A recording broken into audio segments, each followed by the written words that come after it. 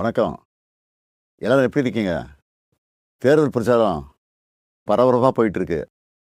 தமிழ்நாடு பூரா நான் மக்களை சந்திச்சாலும், இந்த வீடியோ மூலமா சில விஷயங்கள உங்ககிட்ட மனசு விட்டு பேசணும்னு நினைக்கிறேன்.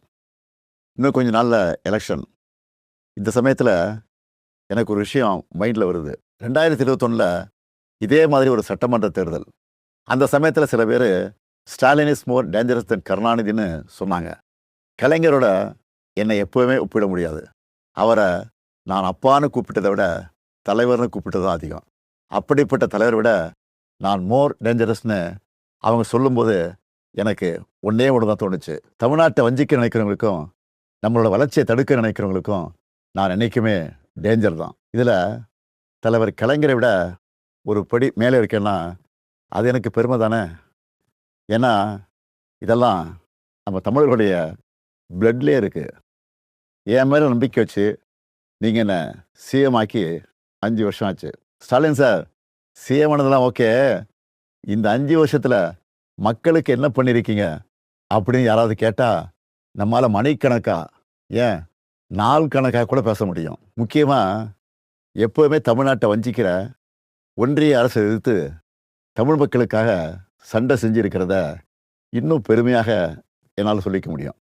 சமூக நீதியுடன் கூடிய வளர்ச்சிங்கிறது தான் நம்முடைய முதன்மையான குறிக்கோள். அந்த வகையில் கர்ப்பிணி பெண்களுக்கு மகப்பேறு உதவித்தொகை, மகளிர் உரிமை தொகை, மகளிர் விடியல் பேருந்து பயணம், தோழி மகளிர் விடுதி, மக்களை தேடி மருத்துவம்னு கருவில் இருக்கிற குழந்தையிலிருந்து வயது முதிர்ந்த மூத்த குடிமக்கள் வரைக்கும் எல்லாரும் பயனடைகிற மாதிரி நிறைய திட்டங்களை கொண்டு வந்தோம். நம்மக்கிட்ட காசு இருந்தால் எடுத்துப்பாங்க, நிலைமை இருந்தால் பிடிங்கிப்பாங்க. ஆனால் படிப்பு மட்டும் யாராலையும் உங்கள்கிட்ட இருந்து எடுத்துக்கவே முடியாதுன்னு ஒரு சினிமா வசனம் இருக்குது. அது 100க்கு 100 உண்மை. நான் பதவியேற்றதிலிருந்து மாணவர்களை சந்திக்கும் போதெல்லாம் இதே கருத்தை தான் சொல்லிக்கிட்டு இருக்கேன். கல்வி ஒன்று தான் உங்ககிட்ட இருந்து யாரும் திருட முடியாத ஒரே சொத்து.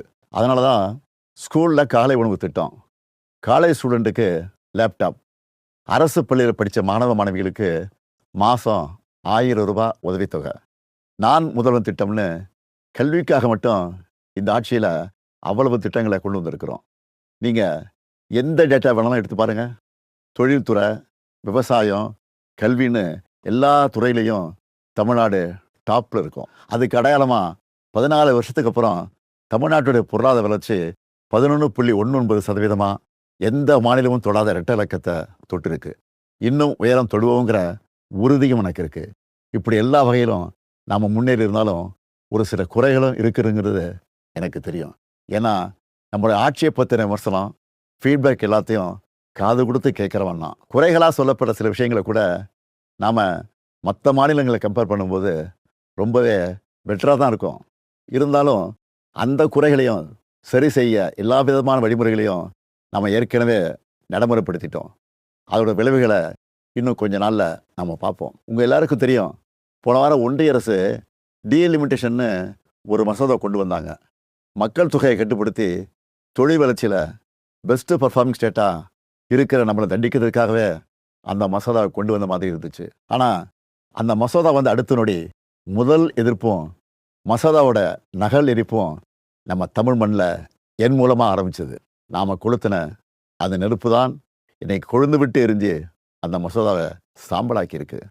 தேர்தல் நடக்கிற இந்த சமயத்தில் இவ்வளவு ஆணவத்தோட நம்மளை வஞ்சிக்க நினைக்கிறாங்கன்னா, இந்த தேர்தலில் அவங்க அடிவருடி எடப்பாடி பழனிசாமி ஜெயிச்சு ஆட்சிக்கு வந்துட்டா என்னென்ன கொடுமைகள்லாம் இங்கே அரங்கேறும்னு நான் சொல்லி உங்களுக்கு தெரிய வேண்டிய அவசியம் இல்லை. பாஜக மாதிரி மதவாத சக்திகள் திமுகவை இந்துக்களுக்கு எதிரான கட்சின்னு பொய்யான ஒரு பிரச்சாரத்தை பண்ணிக்கிட்டு இருக்காங்க. திமுக ஒருபோதும் இந்துக்களுக்கு எதிரான கட்சி அல்ல. எங்கள் ஆட்சியில் தான் ஆயிரக்கணக்கான கோவில்களுக்கு குடமுழுக்கு பண்ணியிருக்கிறோம். 7000 கோடி மதிப்புள்ள கோவில் நிலங்களை மீட்டிருக்கிறோம்.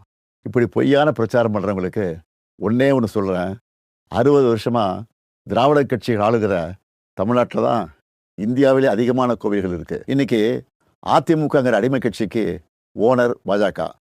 அவங்க ஆட்சி செய்கிற மாநிலங்களில் கிறிஸ்மஸ் அன்னைக்கு சர்ச்சில் பூந்து கலவரம் பண்ணுறது, புல்டோசர் வச்சு இஸ்லாமிய மக்களோட வீடுகள் இடிக்கிறதுன்னு எவ்வளவோ கொடுமைகள் பண்ணுறாங்க. இதெல்லாம் தெரிஞ்சும் எடப்பாடி அவங்க காலில் விழுந்து கிடக்கிறாரு. ஆனால் சிறுபான்மை மக்களுக்கு ஒரு பிரச்சனைன்னா என்றைக்குமே நாங்கள் களத்தில் நிற்போம். அவங்க உரிமைகளுக்காக போராடுவோம். 1975 மிசாங்கிற ஒரு போரை அன்றைய ஒன்றிய அரசு நடத்தினப்போ அதை எதிர்த்து போரிட்டவன் தான் இந்த ஸ்டாலின். அப்போ நான் ஒரு இளைஞன், கலைஞரின் மகன். இன்னைக்கு நான் அப்பா ஸ்தானத்தில் இருக்கிறேன். இப்போவும் நமக்கு எதிரான போரை எதிர்த்து நிற்கிறேன். எந்த பிரச்சனை வந்தாலும் தமிழ்நாட்டையும் தமிழர்களையும் பாதுகாத்து நிற்பேன். இது என்னுடைய உறுதிமொழி. எந்த வகையில் வந்தாலும் எத்தனை முறை முயற்சி பண்ணாலும் திமுக இருக்கிற வரைக்கும் தமிழ்நாட்டில் பாஜகவும் அவங்களுடைய கொடூரமான மக்கள் விரோத சித்தாந்தமும் ஜெயிக்க முடியலன்னு வரலாறு சொன்னால் போதும். அது மட்டும் போதும். நம்ம உரிமையை, நம்ம உழைப்பை, நம்ம மக்களுடைய கலாச்சாரத்தை, நம்ம மொழியை அழிக்கணும்னு நினைக்கிறவங்களோ அவங்களோட அடிமைகளோ நமக்கு வேணாம். இந்த வளர்ச்சியும் வளமான எதிர்காலமும் அடுத்த 5 வருஷம் தொடரணும். நான் உங்கள் அப்பாவா, அண்ணனா, தம்பியா, ஒரு தோழனா உங்ககிட்ட உரிமையோடு கேட்கிறேன்.